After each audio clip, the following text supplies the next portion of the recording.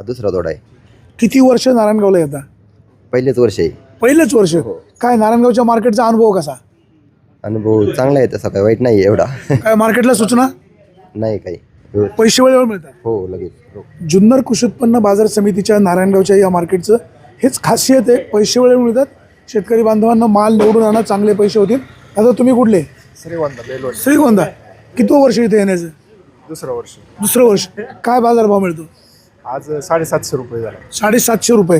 काय मार्केटला काही सूचना? नाही सूचना नाही, काही अडचण नाही मार्केटला तशी. सगळं आलबेल आहे. व्यापारी साहेब नमस्कार.